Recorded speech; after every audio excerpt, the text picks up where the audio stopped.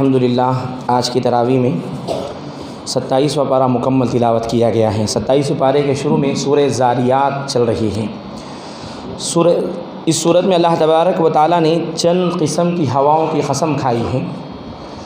کھا کر اللہ تبارک و تعالیٰ نے اپنی قدرت کو، عظمت کو دلائل کے ساتھ بیان فرمایا۔ 3 دلیلیں اللہ نے اپنی قدرت اور عظمت کے بیان فرمائیں۔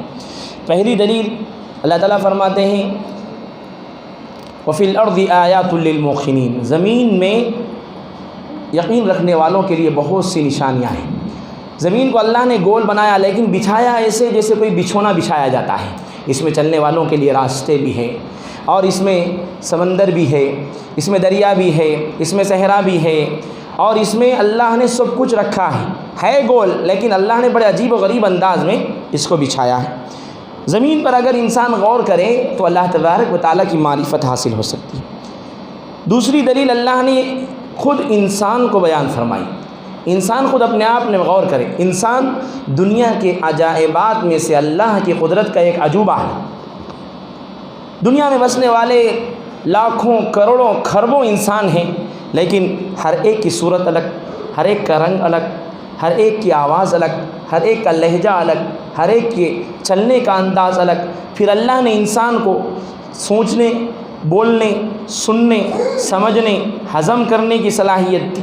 انسان کی باڈی میں اللہ تبارک و تعالیٰ نے رگوں کا مستحکم نظام بنایا، اور انسان اسی طرح سے غور کرتے جائے اپنے آپ میں اللہ کی معرفت حاصل ہو جائے گی۔ اللہ تعالیٰ نے تیسری دلیل بیان فرمائی وَفِي السَّمَاءِ رِزْقُكُمْ، آسمانوں میں اللہ نے تمہارا رزق رکھا ہے۔ جتنے رزق کے راستے ہیں آسمان سے ہو کر آتے ہیں۔ آسمان سے بارش برستی ہے، غلہ اناج نکلتا ہے، پھل فروٹ نکلتے ہیں، یہ سب چیزیں انسان کا اللہ نے رزق بنا کر آسمان سے اتارا ہے۔ سورہ کے آخر میں اللہ تبارک و تعالیٰ نے جن اور انس کی، جنات اور انسانوں کی تخلیق کا مقصد بیان فرمایا۔ ہم نے انسانوں کو اور جنات کو اپنی عبادت کے لیے پیدا کیا، ہم ان سے روزی کے طلبگار نہیں، ہم انہیں روزے دیں گے، بے شک اللہ ہی رزق دینے والے بڑے طاقتور مضبوط ہیں۔ اس کے بعد سورہ طور شروع ہوتی ہے۔ اللہ تعالیٰ نے 5 اہم چیزوں کی قسم کھائی، کوہ طور کی قسم کھائی، اور لوح محفوظ کی قسم کھائی، پھر اس کے بعد بھڑکنے والے سمندر کی قسم کھائی، والبحر المسجور، آسمان کی قسم کھائی، والسقف المرفوع، اور اللہ نے بیت معمور کی قسم کھائی، والبیت المعمور۔ جس طرح سے اللہ تعالیٰ نے زمین والوں کے، انسانوں کے لیے، جنات کے لیے کعبے کو قبلہ بنایا ہے، کعبے کا طواف کیا جاتا ہے۔ کعبے کے بالکل مقابل میں 7 آسمانوں کے اوپر عرش کے پاس ایک اور گھر ہے، اس گھر کو بیت المعمور کہتے ہیں۔ عرش سے سب سے پہلے اللہ کی تجلیات بیت المعمور پر پڑتی ہے، وہاں سے ڈائریکٹ کعبۃ اللہ پر آتی ہے۔ بیت المعمور جس طرح سے روئے زمین پر کعبہ جو ہے اس کا طواف انسان کر رہے ہیں، بیت المعمور کا طواف فرشتے کر رہے ہیں۔ روزانہ 70,000 فرشتے طواف کرتے ہیں۔ روایتوں میں لکھا ہے کہ ایک مرتبہ ایک فرشتے کا نمبر آ گیا، پھر کبھی اس کا نمبر نہیں آئے گا۔ اندازہ لگا لیجیے کتنے فرشتے بیت المعمور کا طواف کر رہے ہیں۔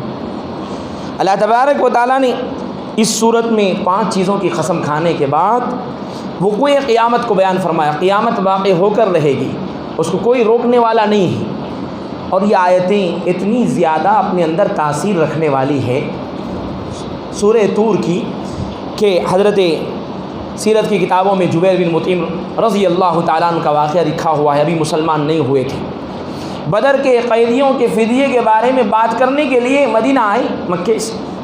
دیکھا اللہ کے نبی مغرب کی نماز میں یہ سورہ طور تلاوت کر رہے ہیں، پیچھے کھڑے ہو کر سنا، تو جب یہاں پر پہنچے اللہ کے نبی ان عذاب ربک لواقع، حضرت جبیر بن مطعم فرماتے ہیں میرا کلیجہ یوں لگا کہ کلیجہ پھٹ جائے گا، اتنی زیادہ ان آیتوں میں تاثیر ہے۔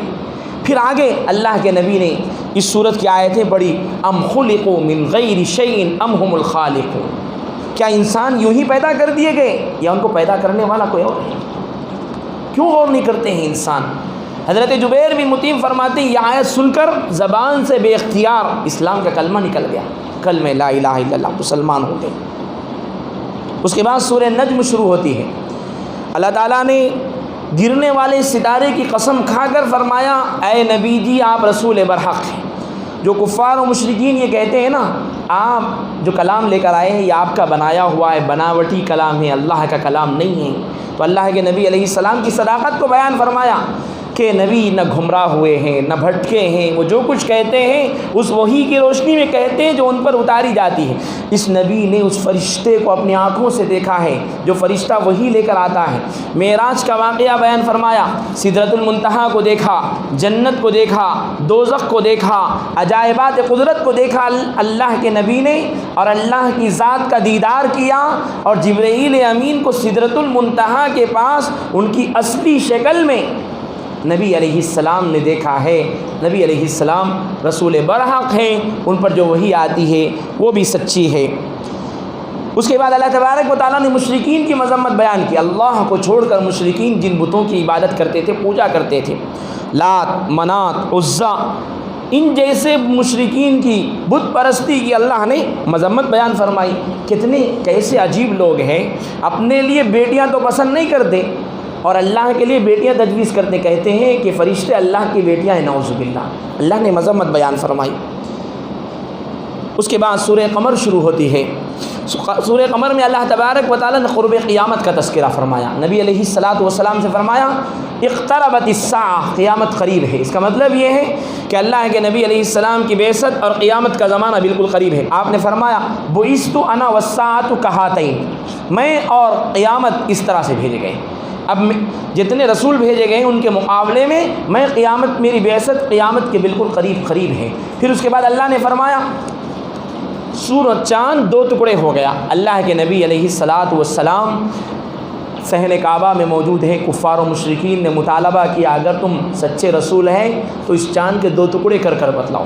ابو جہل نے کہا تو اللہ کے نبی نے چاند کی طرف اپنی انگلی سے اشارہ کیا، چاند 2 ٹکڑے ہو گیا، ایک جبل ابو قبیس پر جا کر گرا مشرق کی جانب اور دوسرا مغرب کی جانب جا کر گرا۔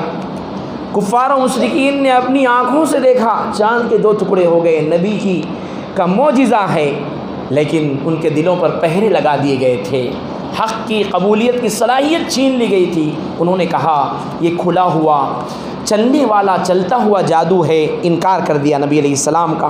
اس کے بعد اللہ تبارک و تعالیٰ نے حضرت نوح علیہ السلام، حضرت نوح علیہ السلام ان کی قوم کا انجام، حضرت ہود علیہ السلام ان کی قوم عاد کا انجام، حضرت صالح علیہ السلام ان کی قوم سمود کا انجام، حضرت لوط علیہ السلام ان کی قوم کا انجام، اسی طرح فرعونیوں کا انجام اللہ نے بیان فرمایا۔ آخر میں اللہ نے فرمایا انا کل شیء خلقناہ بقدر، ہم نے دنیا میں ہر چیز کو اندازے سے بنایا ہے۔ اس آیت میں اللہ نے تقدیر کو بیان فرمایا۔ دنیا میں جتنی چیزیں رونما ہوتی ہے، چاہے خیر ہو شر ہو، یہ اللہ کی بنائی ہوئی ہے، رونما ہونے سے پہلے یہ لوح محفوظ میں لکھ دی گئی ہے، اللہ اس کو جانتے ہیں۔ اہل السنت والجماعت کے نزدیک تقدیر پر ایمان لانا یہ بنیادی عقائد میں سے ایک عقیدہ ہے، اس کو ماننا ضروری ہے۔ اس کے بعد سورہ رحمان شروع ہوتی ہے۔ اس سورت کا نام ایک رحمان بھی ہے اور دوسرا نام عروس القرآن بھی ہے۔ حضرت عبداللہ بن مسعود رضی اللہ تعالیٰ عنہ فرماتے ہیں لکل شیء عروس، ہر چیز کی ایک زینت ہوتی ہے نا، قرآن کی زینت یہ سورہ رحمان ہے، عروس القرآن ہے۔ اللہ تبارک و تعالیٰ نے سب سے پہلے دنیا کی ان نعمتوں کا تذکرہ فرمایا جو اللہ کی طرف سے انسانوں پر حران برس رہی۔ اللہ نے فرمایا الرحمن، رحمان نے ان نعمتوں میں سے، دنیا کی نعمتوں میں سے سب سے پہلے اللہ نے قرآن کی نعمت کا تذکرہ فرمایا۔ دنیا کی جتنی نعمتیں ہیں ان نعمتوں میں قرآن کی نعمت کا کوئی بدل نہیں، اس کے ایک ایک حرف، ایک ایک آیت کو اللہ نے بابرکت بنایا ہے، اس کا کوئی بدل نہیں ہے۔ پھر اس کے بعد اللہ نے فرمایا سورج اور چاند یہ اپنے اپنے مدار میں، اپنی اپنی منازل میں برابر دوڑ رہے ہیں، اور ستارے اور درخت سجدہ کیے ہوئے ہیں۔ اللہ نے میزان کو بنایا، صاف سیدھا سیدھا برابر توڑنے کا اللہ نے حکم دیا۔ ان تمام چیزوں کو اللہ نے بیان کرنے کے لیے سب سے پہلے فرمایا اللہ رحمان ہیں۔ اللہ کی رحمان ہونے کی وجہ سے ہی اللہ نے بندے کو، انسانوں کو ان نعمتوں سے نوازا ہے، اس کے رحمان ہونے کی علامت ہے۔ پھر اس کے بعد اللہ تبارک و تعالیٰ نے اخروی نعمتوں اور عذابات کا تذکرہ فرمایا۔ اخروی نعمتوں اور عذابات کا تذکرہ۔ سب سے پہلے اخروی عذابات کا تذکرہ فرمایا۔ جہنم کا جو دھواں ہوگا اس میں سانس لینا مشکل ہو جائے گا، جہنم کی ایک چنگاری، اس میں زندگی دوبھر ہو جائے گی۔ پھر اللہ نے جنت کی نعمتوں کا تذکرہ فرمایا، جنتیوں کو جو جنت کی نعمتیں عطا فرمائی جائیں گی ان نعمتوں کا تذکرہ فرمایا۔ قابل غور بات یہ ہے کہ جہنمیوں کا اللہ نے تذکرہ فرمایا، وہاں پر اللہ تعالیٰ نے اپنی نعمتوں کا ذکر کرنے کے بعد کہا، 7 مرتبہ کہا، فَبِأَيِّ آلَاءِ رَبِّكُمَا تُكَذِّبَانِ، اے جن و انس تم اپنے رب کی کن کن نعمتوں کو جھٹلاؤ گے۔ اس لیے کہ جہنم کے دروازے 7 ہیں، اس لیے اللہ نے 7 مرتبہ فَبِأَيِّ آلَاءِ رَبِّكُمَا تُكَذِّبَانِ فرمایا۔ جنتیوں کی نعمتوں کا تذکرہ فرمایا تو اللہ تعالیٰ نے 8 مرتبہ فرمایا فَبِأَيِّ آلَاءِ رَبِّكُمَا تُكَذِّبَانِ، اس لیے کہ اہل جنت کو جو ان آیتوں میں جنتیں باغات عطا کیے جانے کا بیان کیا گیا ہے وہ 8 قسم کی ہیں، اس وجہ سے اللہ نے 8 مرتبہ فرمایا فَبِأَيِّ آلَاءِ رَبِّكُمَا تُكَذِّبَانِ۔ یہ صورت ہے حضرت قاسم العلوم والخیرات دارالعلوم دیوبند کے معتمد حضرت قاسم نانوتوی رحمۃ اللہ علیہ کا پنڈت دیانند سرسوتی سے مناظرہ ہوا، اس نے قرآن کی اس صورت پر اعتراض کیا۔ اس صورت میں اللہ تعالیٰ نے تمہارے ایشور نے جہنم کا تذکرہ فرمایا، عذابات کا تذکرہ کیا، عذابات کا تذکرہ کر کے یہ کہا جا رہا ہے کہ تم کن کن نعمتوں کو جھٹلاؤ گے، یہ کیسے ہو سکتا ہے؟ عذاب کچھ نعمت بھی ہو سکتی ہے کیا؟ حضرت قاسم نانوتوی رحمۃ اللہ علیہ نے اس کا یہ جواب دیا، دیکھو آنے والے خطرے سے آگاہ کر دینا یہ بہت بڑی نعمت ہے۔ کسی انسان کو اس کے اوپر خطرہ آ رہا ہو، اس خطرے سے اس کو آگاہ کر دیا جائے، اس کو بتلا دیا جائے، دیکھو آگے خطرہ ہے اور آگے خطرناک چیزیں ہیں، یہ کام مت کرو ورنہ ان خطرات میں تم پڑ جاؤ گے، یہ چیز بتلا دینا بھی ایک نعمت ہے۔ اس وجہ سے اللہ نے عذابات کا تذکرہ کر کے، اہل جہنم کا تذکرہ کر کے اللہ نے فرمایا تم اپنے رب کی کن کن نعمتوں کو جھٹلاؤ گے، یہ بھی ایک نعمت ہے، نعمت کی وجہ سے اللہ نے فرمایا۔ اس کے بعد سورہ واقعہ شروع ہوتی ہے، اس میں اللہ تبارک و تعالیٰ نے سب سے پہلے اس صورت کو سورۃ الغنا بھی کہتے ہیں، مالداری کی صورت۔ حضرت عبداللہ بن مسعود رضی اللہ تعالیٰ عنہ فرماتے ہیں جو شخص ہر رات میں اس صورت کو پڑھے گا اس کے گھر میں کبھی بھی فاقہ نہیں آئے گا۔ مغرب کے بعد بھی اس صورت کو پڑھنا چاہیے، اگر مغرب کے بعد نہ پڑھے تو عشاء کے بعد بھی پڑھ سکتے ہیں۔ سب سے پہلے اللہ نے وقوع قیامت کے منظر بیان فرمائے، جب قیامت قائم ہوگی تو زمین میں زلزلہ آ جائے گا اور پہاڑ روئی کے گالوں کی طرح اڑنے لگیں گے، اور انسانوں کی 3 گروہ ہو جائیں گے، ایک گروہ اصحاب الیمین جنتیوں کا، اور ایک گروہ اصحاب شمال دوزخیوں کا، اور ایک گروہ ہوگا سابقون اولون کا، جو ہر نیکیوں میں آگے بڑھنے والے تھے۔ اللہ تبارک و تعالیٰ ان کے جزا اور ان کے سزا کو ذکر فرمایا۔ اس کے بعد اللہ کی وحدانیت اور قدرت کے دلائل کو اللہ تبارک و تعالیٰ نے بیان فرمایا۔ انہی باتوں پر آج کی قرآن کی تراویح میں پڑھی گئی تلاوت، صورتوں کی تلاوت کی تفسیر ختم ہوتی ہے۔ اللہ رب العزت والجلال ہم تمام کو توفیق عمل عطا فرمائے۔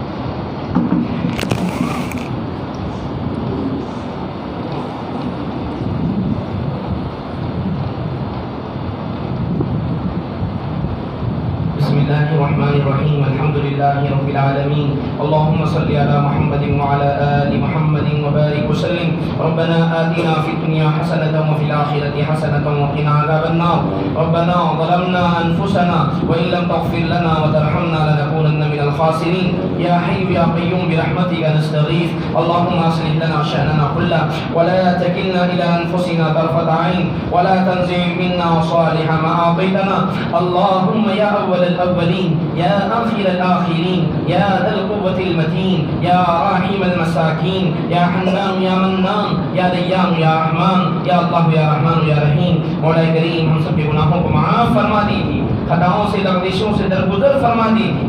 اے اللہ غفلتوں پر کوتاہیوں پر پکڑ نہ فرمائیے۔ اے اللہ معترف مجرم ہیں، پاپی ہیں، گناہگار ہیں، ہمیں اقرار ہے اپنے جرموں کا، ہمیں اعتراف ہے اپنے گناہوں کا۔ مولا معترف مجرم بن کر آپ کے دربار میں دامن پھیلائے ہیں، ہاتھ پھیلائے ہیں۔ اے اللہ 23ویں شب ہیں، تاخرات ہیں، رمضان مبارک کی مبارک گھڑیاں ہیں۔ اے اللہ ان سب مبارک مواقع کی نسبتوں کا لاز رکھتے ہوئے مولا ہم سب کے گناہوں کو معاف فرما دیجیے، بخشش و کرم کے فیصلے فرما دیجیے، بخشش و کرم کے فیصلے فرما دیجیے۔ اے اللہ دنیا کے خطے خطے میں بسنے والے سارے مسلمانوں کو اے اللہ عافیت کی زندگی عطا فرمائیے، اے اللہ سکون کی زندگی عطا فرمائیے۔ اے اللہ جہاں کہیں مسلمان ظالموں کے نرغے میں ہیں، ظلم کی چکی میں پیچھے جا رہے ہیں، اور ہم سب کو اے اللہ عافیت عطا فرمائیے، ظلم سے نجات عطا فرمائیے۔ اے اللہ مسجد اقصیٰ کے بازیابی کے فیصلے فرمائیے، فلسطینیوں کی حفاظت فرمائیے، اہل غزہ کی حفاظت فرمائیے۔ اے اللہ ہمارے تمام مرحومین کی مغفرت فرمائیے۔ اے اللہ ہم میں سے جن کے رشتہ دار دنیا سے گزر چکے ان کی بال بال مغفرت فرمائیے، خاص طور پر شمیم سلطانہ صاحبہ کی مغفرت فرمائیے، احمد چاوش کی مغفرت فرمائیے۔